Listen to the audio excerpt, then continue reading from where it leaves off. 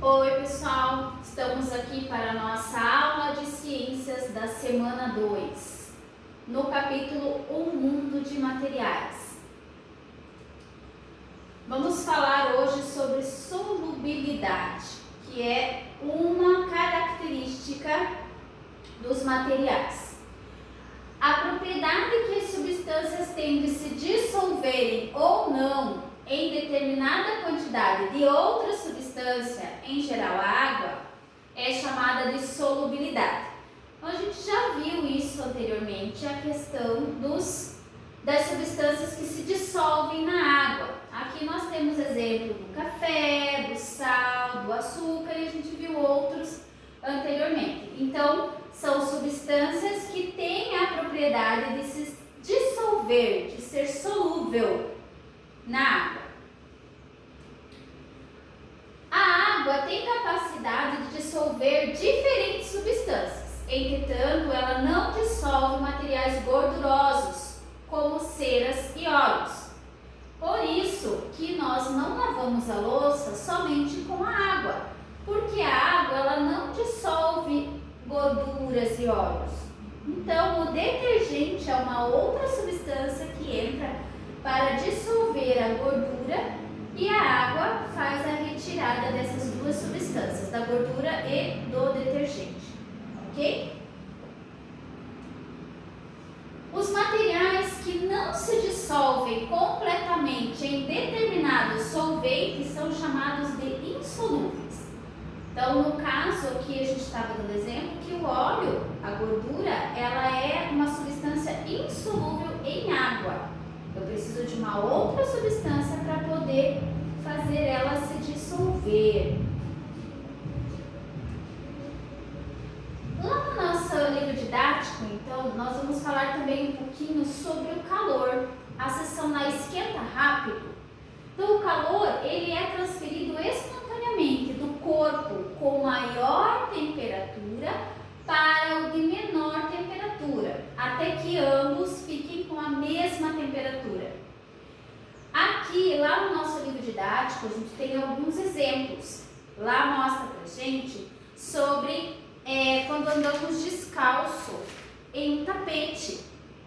Nós não sentimos frio quando estamos descalço no tapete, mas se você for andar descalço num chão sem tapete, aí a gente vai sentir um friozinho no pé.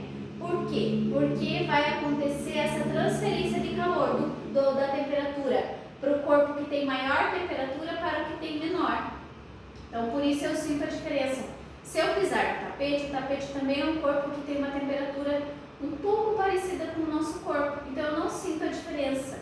Se eu pisar num chão frio, aí eu vou sentir essa diferença, o meu pé vai acabar esfriando junto, ele vai se igualar ao piso. Existem materiais que deixam o calor ser transferido com facilidade, sendo chamados de bons condutores de calor. Então, quais são esses materiais? São materiais que se aquecem rapidamente, como ferro, alumínio e cobre. Então, esses materiais nós chamamos de materiais bons condutores de calor. E existem materiais que são maus condutores de calor. Eles não deixam o calor ser transferido com facilidade. Aqui eu trago alguns exemplos para vocês. A lã ou tecido de roupa mesmo, madeira, isopor, plástico. Esses materiais são considerados maus condutores de calor. Eles não deixam o calor passar com facilidade. Então aqui a gente tem outros exemplos. Essas características de ser um bom condutor de calor ou mau condutor de calor servem para fabricar diferentes objetos que facilitam as nossas vidas, a vida das pessoas. Então, exemplos aqui, as roupas são materiais maus condutores de calor. Elas evitam a perda de calor do nosso corpo. Então, a lã e os tecidos são considerados maus condutores de calor. Porque eles não permitem que o calor do nosso corpo passe por eles e saia do nosso corpo. Por isso que a gente usa as roupas para nos aquecer. Com isso, eles seguram o calor do nosso corpo e a gente consegue se manter aquecido. para vocês. O ferro de passar, ele tem a sua base, que é a parte de baixo dele, feita de metal, que é bom condutor de calor, que é a parte que esquenta para desamassar as roupas. O seu cabo é feito de plástico, que é um mau condutor de calor, para evitar que as pessoas se queimem. Então, o ferro ele tem a base de metal, que é onde precisa ter o calor para desamassar a roupa, mas a parte superior dele é feita normalmente de plástico, que é onde as pessoas seguram para poder passar. Então, aqui é o mau condutor, porque daí a gente não se queima. Na seção Eu Cientista do livro didático de vocês, tem uma experiência lá para testar a condução do calor dos materiais. Então, para que você vai fazer essa experiência? Ela é uma experiência simples, que dá para você fazer em casa com a ajuda de um adulto. E você vai observar lá e vai investigar qual tipo de colher pode ser usado para mexer um alimento quente sem queimar as mãos. Então, você vai perceber qual é a melhor colher para se poder mexer um alimento quente sem queimar as mãos. Ela vai mostrar lá a condução do calor, ok? É uma experiência bem legalzinha. E as atividades para essa nossa aula estão lá, questões das páginas 10 e 11.